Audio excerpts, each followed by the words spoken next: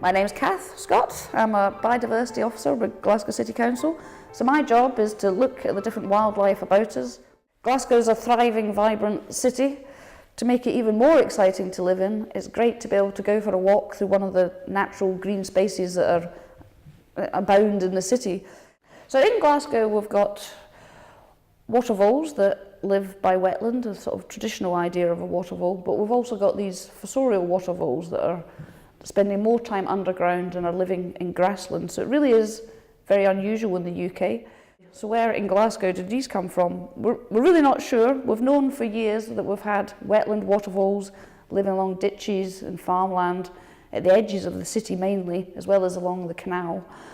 But finding them in grassland has been really, really unusual. So we're not sure precisely where they came from, but there's theories, ideas that perhaps they've originated from the Monklands Canal before the motorway was built, or perhaps along some of the burns that have now been culverted and covered over. So they may just have had to live in grassland rather than chosen to live in grassland.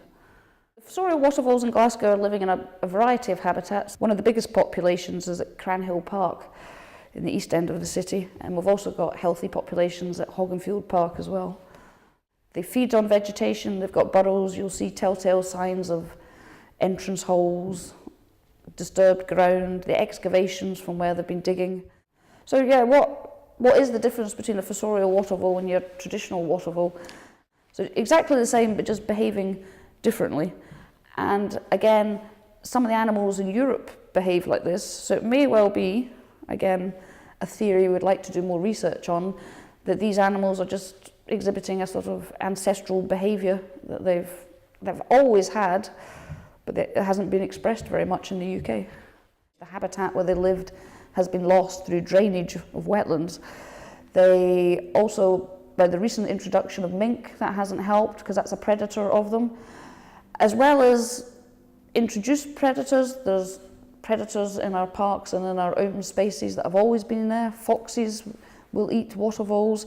When they start moving into a more urban environment, there's a lot more predation and threat from species such as dogs and cats, and occasionally a gull would take a water vole as well. So they are, unfortunately, predated on by a number of species, but the more we can create the habitat for them, the more places we can create for them to live. It really just buffers the population so it can withstand the predation level.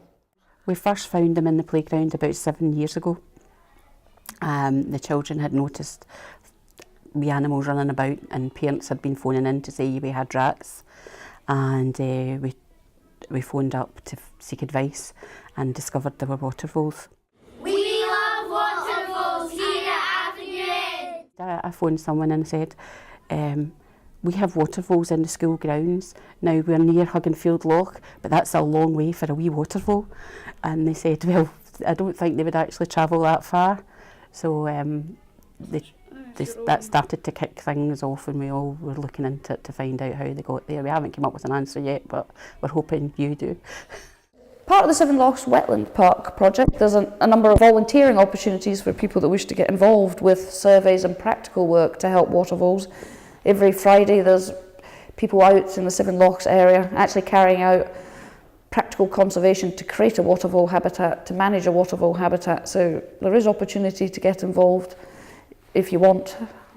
Our original action plan, still relevant for the wetland water voles, but now we need a whole new plan for these fossorial grassland water voles that are here in abundance and are of national significance due to the number, the way they're behaving. So we're looking at this water vole strategy, starting to write it, working with a whole host of different organisations to achieve this. There's a water vole project group. It's got a range of experts. It's got the University of Glasgow carrying out research, Seven Lochs Wetland Park, who cover a large area, including all the wetlands and the grasslands that the water voles are found in, and the Scottish Natural Heritage, RSPB Scotland, Glasgow Natural History Society, and the council are fully on board. Council has a number of different departments all working together to look at these water voles and to look after these water voles for us and future generations. Humans are one species, and our role is to protect and enhance the wildlife around us.